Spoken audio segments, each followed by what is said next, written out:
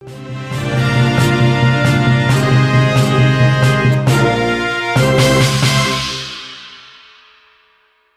Ferdy Sambo, tersangka obstruction of justice, Kompol Cak Putranto, dipecat dari Polri.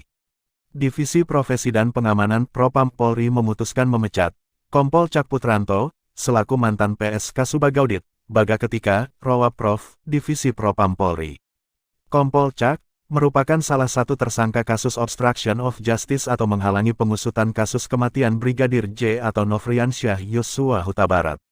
Pemberhentian tidak dengan hormat atau PTDH sebagai anggota Polri, kata Kepala Divisi Humas Polri, Irjen Dedi Prasetyo di Mabes Polri, Jakarta, Jumat, tanggal 2 Agustus tahun 2022.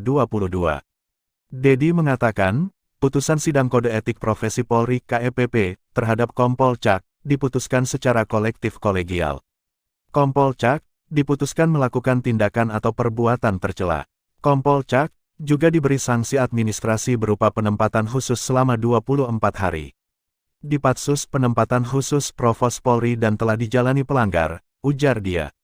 Proses sidang, menurutnya, digelar selama 15 jam pada Kamis, tanggal 1 September tahun 2022, hingga Jumat tanggal 2 September tahun 2022 dini hari. Selama pemeriksaan ada total 9 saksi. Sidang KKEP itu dipimpin oleh Jenderal Bintang 2. Terkait hasil putusan ini, menurut Dedi, Kompol Cak juga akan mengajukan banding. Diketahui, Polri telah menggelar sidang KKEP terhadap Kompol Cak Putranto pada tanggal 1 September tahun 2022. Terdata, ada 7 tersangka kasus obstruction of justice yang ditetapkan Polri. Selain Kompol Cak, Polri menetapkan mantan Kadif Propam Polri, Irjen Ferdy Sambo, sebagai tersangka. Kemudian, Brigjen Hendra Kurniawan, selaku mantan Karopaminal, Divisi Propam Polri, Kombes Agus Nurpatria, selaku mantan Kaden Abiropaminal, Divisi Propam Polri, serta AKBP Arif Rahman Arifin selaku mantan Wakada NB, Biropaminal, Divisi Propam Polri.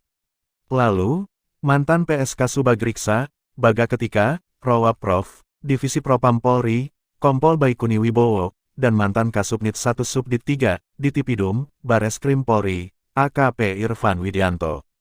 Ketujuh tersangka obstruction of justice itu melakukan upaya perusakan barang bukti handphone, HP, dan closed circuit television, CCTV. Pertama, merusak barang bukti HP, CCTV. Kedua, menambahkan barang bukti di TKP. Intinya itu, kata Dedi. Terima kasih sudah nonton. Jangan lupa like, subscribe, dan share ya.